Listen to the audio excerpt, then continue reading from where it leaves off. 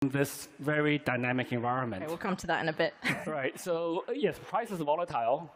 But if you look at the technology, if you look at the fundamentals of cryptocurrencies, limited supply, nothing's changed. It has been it's the most stable thing technology-wise in this whole turmoil situation.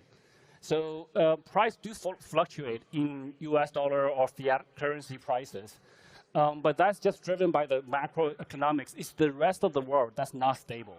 So that's my view, which is a little bit of an extreme view, but that's how we view it. And a bit controversial. And if we start by talking about what people are calling the crypto winter, I think we've seen the price of Bitcoin drop by 60% this year.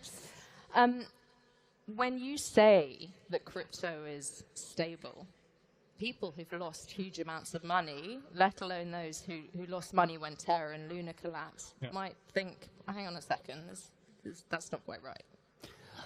Yes, so everything's volatile. Tech stocks, as you mentioned, also dropped quite significantly.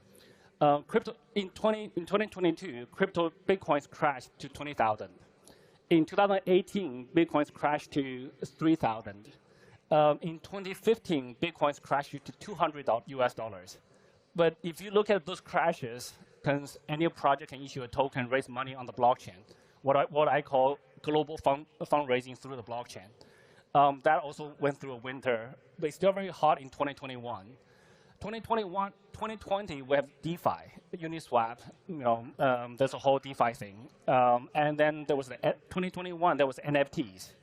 Now there's gamifies, metaverse. There's a lot more now. The industry's grown.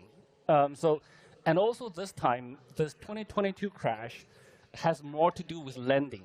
Because of the DeFi staking, there's a lot of lending in the system. There's a lot of loans. There's a lot of debt. So as you mentioned, Luna, Terra went down. Then Three Arrows went down. So Luna, Terra went down for about $40 billion US of market cap. I think that caused Three Arrows to become illiquid. But Three Arrows is like $5 billion market cap max. And then we see Voyager, Celsius, there's other entities, but those are much smaller. So we see the cascading effects, but each time it cascades, it becomes smaller. Those entities' market caps are much smaller. So so this time there's a lot of lending debt in the system. But but now we're going through we're post this shock. Do asking the community about the user feedback about us. Do your research.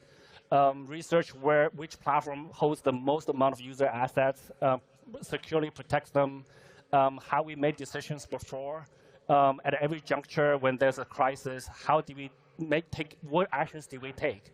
So you judge people by the actions they took previously. So I'm not asking for anyone to blind trust us, but do your research. And also, in this industry, everything's much more transparent. You can very easily check how much user assets we hold and what we have done in the last 5 years.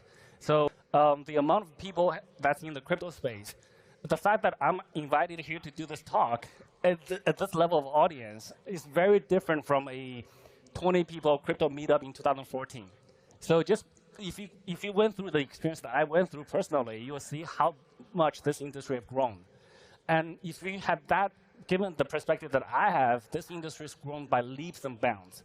So I would say exponentially more people have now trusting crypto instead of not trusting it. So I think our industry has earned that trust. The industry do go through cycles, but the industry has grown tremendously over the last however many years. On regulation is a big topic. There's many different countries with many different types of regulations. Good regulations are good.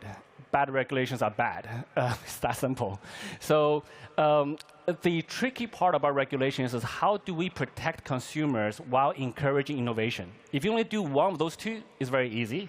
If you want to have a balance between the two, then you have to strike a nice balance somehow. So that's the tricky part. So the smart regulators will encourage innovation, will encourage technology development while having certain rules to protect consumers. And so that's the tricky part. But we luckily, there's 200 different countries in the world. Some are very restrictive. Some are extremely pro-innovation. And there's quite a few good ones in between that are, I believe, are striking very good balances. So who's doing a good job, and where do you see Binance, for example, being headquartered long-term, potentially because of that? Yeah, so headquarters is another long, big concept that we can talk about. But in terms of very positive, smart regulators, Dubai, France, Bahrain, even Abu Dhabi, Italy, Spain, they're all very, very good. Actually, the US regulators are pretty good. If you take a step back. US has the best banking support for cryptocurrency exchanges. Cryptocurrency exchanges like Binance US or Coinbase, they can deduct money from the user's bank account automatically each month without the user intervention. That's through an ACH protocol. A small correction, Binance, the organization, was never in China. I was in China when Binance started physically. So again, this concept of how do you define where the organization is. There's still a lot of misconceptions that people think that Binance is a Chinese company just because I look Chinese. I'm Chinese ethnicity, but Binance is not a Chinese company.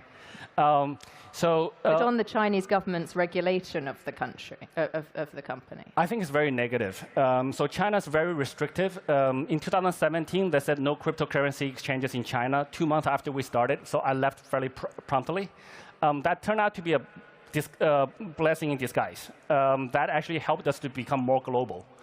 And 2021, they reiterated that again, and they banned the miners, crypto miners. 2013, they explicitly said no Bitcoin payments, no labeling of e-commerce products in Bitcoin. So they've been pretty negative so far, but Hong Kong is opening up. Hong Kong now has some positive messages in the last week or so. They're now opening up retail investors into crypto now. So things change over time. We're hoping that China will become more positive, but in the current state of Chinese regulations, I don't think so. I think both Elon Musk and myself are heavy Twitter users. He's a little bit heavier than I am. It's a platform that's very important to us. Twitter always was a community voice platform. Little guys like us have our followers. We can correct news that's inaccurate. We have our voice out there. It's a very important platform for the community. So this is very different from owning a newspaper, which we also look at Forbes, but that deal is not going very far right now. But the $8 thing I learned at the same time as you did, which is only like 20 minutes ago. So, but we're supportive of that. I think that's a great idea. Anything that can reduce the bots on Twitter, that's fantastic. We're very supportive. So also the fact that now you can see the speed of change in Twitter is much faster now.